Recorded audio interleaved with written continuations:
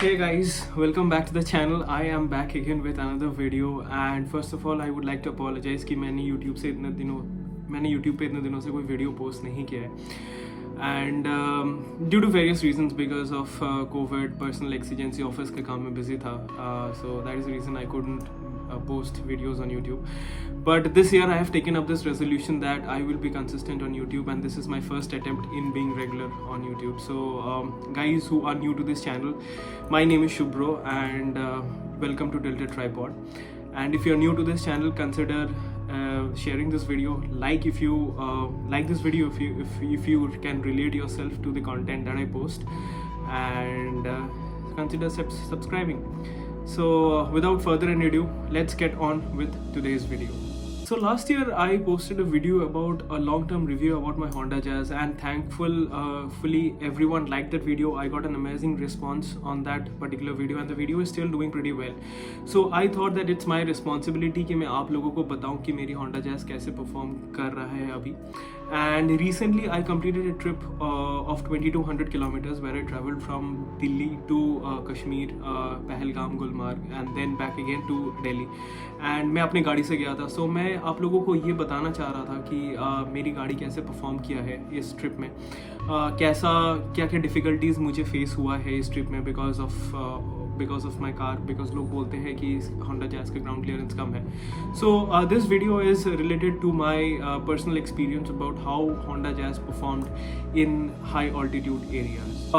मेरा जो आइटनरी था, I was about to start from Delhi from 18th of December. सो जाने से पहले मैंने अपना गाड़ी की सर्विस करवाया एट कर्टसी होंडा एंड मेरे को जो कॉस्ट आया था सर्विस का which was around close to 8,200 rupees. So everything was check, my car was absolutely fine and they told me that yes you are good to go. But मेरे मन में एक इनहिबिशंस था कि मैं इतने दूर ट्रिप पे जा रहा हूँ and Kashmir being a very tricky situation कि वहाँ पे रोड्स मिलेंगे, ब्लैक आइस मिलेगा एंड आपकी गाड़ी के परफॉर्मेंस कैसा होगा, because Honda jazz is a city car. It's not a 4x4 off roader, ना ही वो कोई सब 4 मीटर SUV है. पहला दो इम्पॉर्टेंट कंसर्न था कि क्यों मेरे को डर लग रहा था कि मैं अपनी गाड़ी लेके ना जाऊँ. The first one being the ground clearance की, बिकॉज होंडा जैज़ का ग्राउंड क्लियरेंस 165 mm है and people have complain that जब आप सिटी रोड्स पे भी कुछ हाई बम्प्स के ऊपर से गाड़ी लेके जाते हो तो उसका बेली स्क्रैप हो जाता है. बट एक ये पहला इनहिबिशन था. सेकेंड इनहिबिशन ये था कि this is my first experience in driving up in such tricky situations जहाँ पे ऑल्टीट्यूड हाई है, ठीक है, आपके रोड्स बहुत नैरो है, इनफैक्ट कुछ जगह तो रोड्स भी नहीं है and there were chances कि snowfall हो and I had to carry snow chains and all those stuff. So situation थोड़ा सा tricky था, but then I let go of all my inhibitions and I started preparing for the trip. If I अगर आप बोलते हो कि क्या modifications करवाया मैंने गाड़ी में, तो मैंने कोई खास modifications नहीं करवाया था. I only changed my car headlight bulb, वो भी bulb change किया था. I changed it to Philips semi yellow light या semi white light bulb which costed me somewhere around 2200 rupees. So 60-55 watt के वो bulb थे. I changed it to that particular bulb and apart from that there were no modifications in the car. I continued with my old Bridgestone 3-year tires which ran for close to around 40,000 kilometers. So day one of my trip included my 650 kilometer or probably 600, close to 600 kilometer drive from Delhi to Jammu. तो मैं सुबह 6:30 बजे दिल्ली से निकल गया था. In fact मैं 6 बजे निकल गया था दिल्ली से, बिकॉज ऑफ फार्मर प्रोटेस्ट. तो मुझे लगा था कि मुरथल क्रॉस करते करते मुझे ज़्यादा टाइम लग जाएगा. बट वो सारे एक चीज़ था कि रोड कैसा होगा कैसा नहीं होगा, ब्लॉकेड है कि नहीं है. तो Google Maps as usual they directed me to Eastern Peripheral Expressway and the drive till Jammu was pretty smooth. Roads were very clean, ठीक है. हमने बहुत स्टॉप्स लिया था बीच में एंड बहुत एंजॉय किया, ब्रेक लिया and it was not very stressful. मतलब मेरे को तो इतना स्ट्रेस नहीं लगा, बट क्योंकि हमारा स्टॉप ज़्यादा हो गया था जिसके वजह से मैं जम्मू रात को करीबन 9:30 बजे, रात को करीबन 9:30 बजे मैं जम्मू पहुंचा. एंड और डिले इसलिए हो गया था because we took a detour to Amritsar, because हमें केसर दा ढाबा जो मैंने सुना था कि बहुत अच्छा है, तो मैं वहाँ गया था. बट अगेन कुछ खास नहीं लगा मुझे Kesar Da Dhaba. To be honest it was a disappointment. सो अमृतसर से वापस जम्मू पहुंचने में जो डी टूर था close to around 40-45 kilometres, that took me close additional 2 hours. तो इसके वजह से मैं रात को करीबन 9 बजे जम्मू पहुंचा। And all this while the car perform brilliantly because flat tarmac है, इतना कोई ज़्यादा मेरे को दिक्कत नहीं हुआ। I was consistently driving somewhere around 80-90 kilometers, maintaining the speed limit, and गाड़ी का हीटर ऑन होता था एंड कभी कभी हीटर ऑन होता था because it was very cold at that point of time. In fact it is cold right now in Delhi, but जो मेरे को फ्यूल एफिशिएंसी या जो मेरे को एवरेज मिल रहा था उस टाइम पे, that was around close to 17.9 to 18 kilometers per liter. So day one drive was pretty smooth, and post that we took a break in Jammu. एक दिन हमने रुके थे जम्मू में, and next day we started on with our trip from Jammu to Srinagar. So the next day trip was a very tricky one, and although I did research that 250 kilometers will take you more than 7 to 8 hours, but I wasn't aware कि मेरे लिए इतना ज़्यादा hectic day wait कर रहा है। Because मैं जब ओयो से चेकआउट कर रहा था next day morning somewhere around like 11 o'clock, so the reception guys told me कि सर आप इस टाइम पे क्यों निकल रहे हो, बिकॉज आप तो आज नहीं पहुंच पाओगे Jammu. And they were absolutely spot on with that statement. मैं उस दिन रात को करीबन, आप मानोगे नहीं, रात को 1:30 बजे मैं श्रीनगर पहुंचा, and those 250 kilometers took me more than 14 to 15 hours, more than 14 hours in fact, to because वहाँ पे टनल बन रहा था, कहीं जगह रोड्स थे ही नहीं, ठीक है, because they were uneven tarmac everywhere, इतने बड़े बड़े पॉट होल्स, रोड के कंस्ट्रक्शंस, जेसीबी काम कर रहे हैं, ऊपर से पत्थर गिर रहे हैं। So it was a mess and long traffic jams. मतलब कुछ कुछ जगह में तो मैं आधे घंटे 45 मिनट गाड़ी बंद करके बैठा हुआ था कि भाई आगे कब छोड़ेंगे तब मैं आगे जाऊंगा। And roads were pretty narrow, मतलब वहाँ पे ऐसा रोड नहीं था कि आप दो साइड बाय साइड ट्रैफिक चल सकता है। तो उस साइड से जो श्रीनगर से जम्मू वाले ट्रैफिक वो आ रहे थे, उनको अलाउ कर रहे थे कुछ टाइम के लिए, फिर जब वो ट्रैफिक क्लियर हो जाता फिर जम्मू टू श्रीनगर वाले ट्रैफिक को अलाउ कर रहे थे। So due to this particular reason मेरे को इतना टाइम लग गया। एंड मैंने तो उम्मीद छोड़ दिया था, मुझे लगा था उसी दिन I will park my car somewhere and will sleep inside the car and next day will reach Srinagar. But then मतलब मैं और मेरी वाइफ ट्रैवल कर रहे थे, so we took that risk, ठीक है, कि we reached Jammu, we travelled that we crossed that kilometers and reached Srinagar at around close to 1 a.m. in the night. How my car performed? Well, to be very honest with you, गाड़ी एक बार भी कहीं बेली scrap नहीं किया। इतने सामान loaded थे गाड़ी में, बट गाड़ी का जो ग्राउंड क्लियरेंस था वो पता नहीं, मतलब call it my driving skills, but गाड़ी कहीं भी स्क्रैप नहीं किया।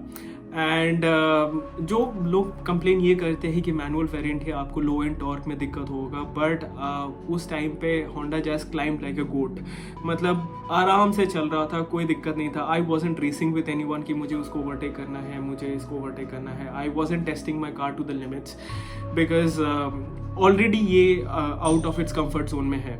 सो but the car performed absolutely brilliantly, and Honda को दाद देना पड़ेगा of reliability, that it performed so well in these hilly areas.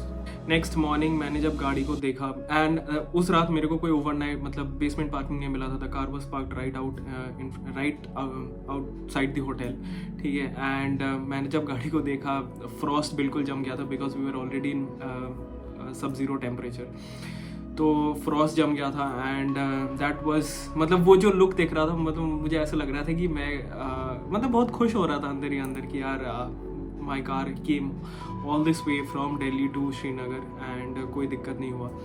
And I was hopping कि गाड़ी स्टार्ट होगा कि नहीं होगा in the initial first ignition में, बट थैंकफुली गाड़ी एक इग्निशन पे ही स्टार्ट हो गया था। I let the RPM climb down below 1000, somewhere around close to 800 idling RPM range, and then next day हम श्रीनगर घूम के फिर we traveled to Gulmarg.